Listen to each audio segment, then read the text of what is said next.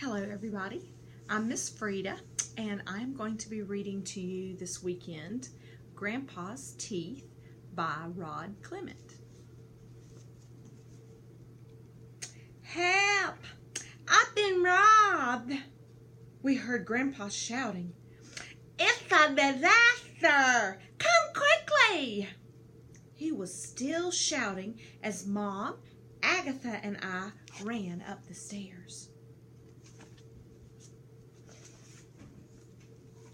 Grandpa's room was a mess, but to be honest, it was always a mess.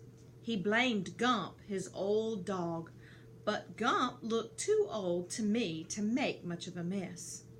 What was taken? Gasped Mom. Your VCR? Your television? Not your gold-plated golfing trophy?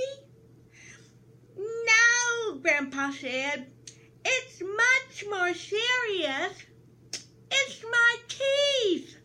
They've been stolen.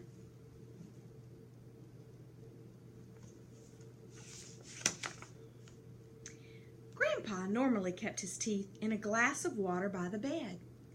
The glass was still there, but the teeth were missing.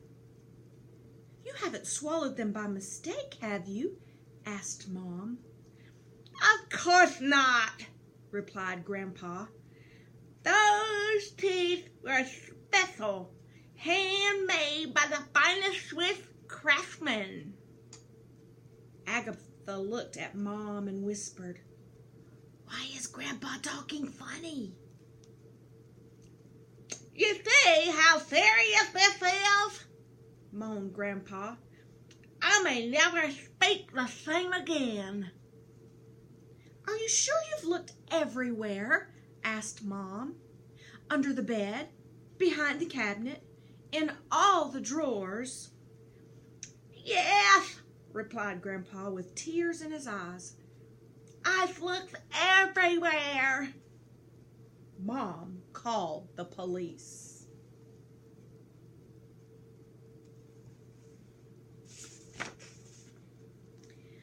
Officer Rate looked grave. We've done a thorough search of the room and house, but we found nothing at all. No teeth, no clues.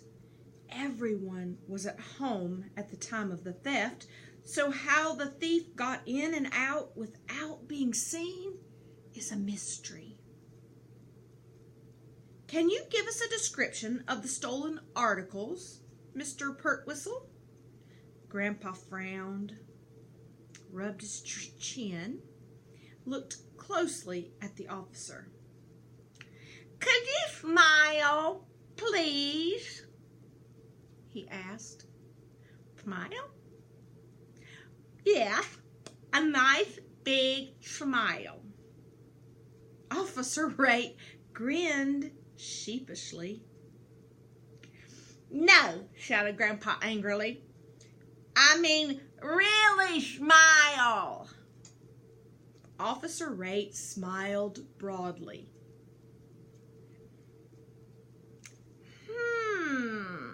Grandpa leaned forward, tapped the officer's teeth with his finger, and growled suspiciously. They look just like those. Officer Rate looked shocked. I've had these for years.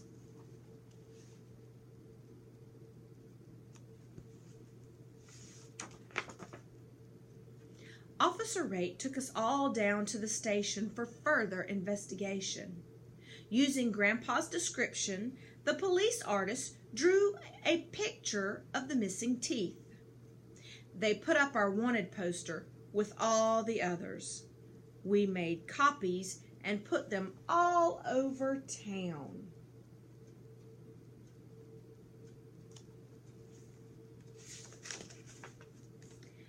Officer Rate rounded up the usual suspects and took them in for questioning.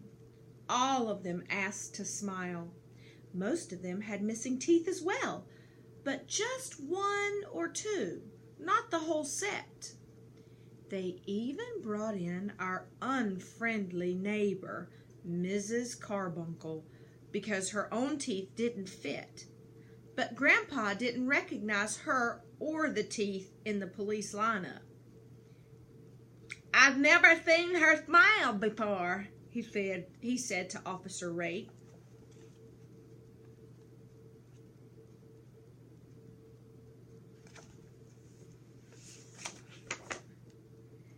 After several days, Officer Rate had to admit that no teeth had been found. No thief had been caught, and no new clues had been uncovered.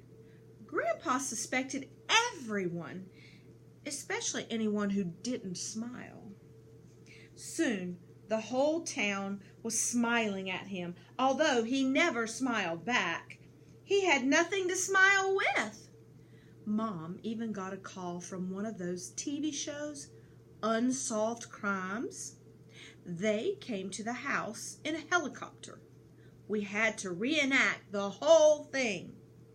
When Grandpa was interviewed, he asked the reporter, Pearl White, if he could borrow some of her teeth. "After all," he mumbled, "you have more than enough."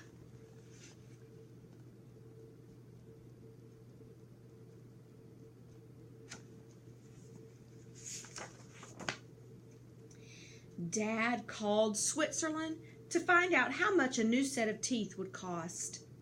He was so shocked when he found out that he dropped the phone. "The only way we could ever afford it," he joked to Mom, "is to sell the house." Grandpa thought this was a great idea. "Who needs the house anyway?" he moaned. "It doesn't help you chew your food." To cheer him up, we all took Grandpa to the amusement park. It was a disaster. He took one look at the front entrance and burst into tears.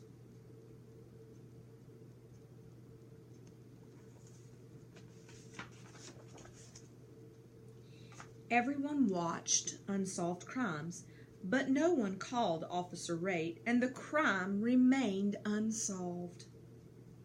Some spare teeth were left in the mailbox, but none of them properly fit. People began locking their doors at night, imagining a teeth thief loose on the streets. No one knew who would be next, so fear gripped the town. That thief had to be caught, and soon.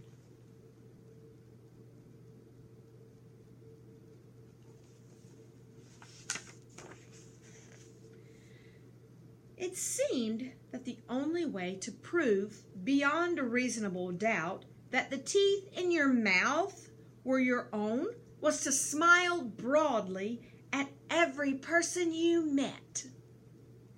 Anyone who didn't smile was immediately dragged off to the police station for more questions and a chat with Officer Rate. So everyone began smiling at everyone else, all the time, everywhere, even at funerals.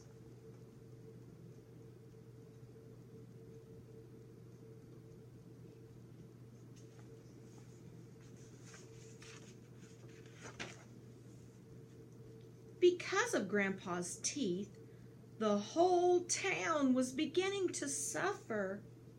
Tourists, seeing the endless sea of smiling faces, were too scared to get out of their cars. After a while, they stopped coming altogether.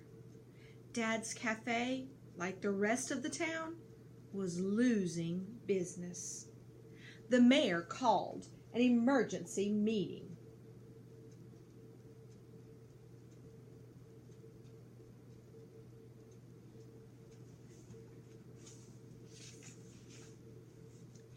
That night, for the first time that anyone can remember, the town hall was full. Speaker after speaker stood up to complain about the loss of customers and the constant strain of smiling all day, every day. Pastor Butter summed up the situation. While I've always considered this a happy town, there are limits. No one wants to smile without reason, and there aren't many reasons to smile in this town at this moment. It's time, I believe, to put a stop to it. The crowd cheered.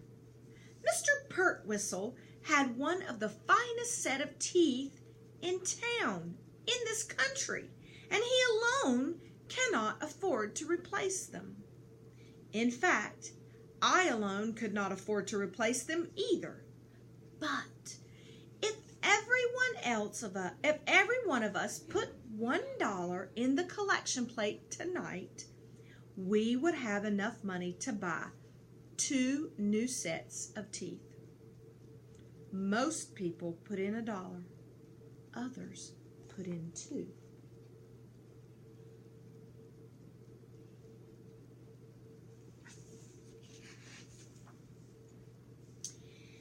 At the presentation ceremony, Grandpa opened the package and revealed 2 sets of brand new teeth. "Why are they different sizes?" asked the mayor. "Oh, only one of them is for me," replied Grandpa, popping one of the sets into his mouth. "The other one is for Mrs. Carbuncle. Her teeth never fit properly, and she has such a pretty smile."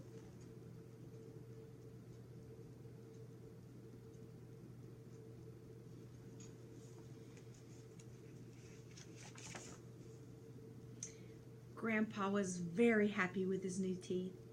So was Mrs. Carbuncle. They smiled all the time. In fact, they were so happy that Grandpa's old dog Grump smiled too.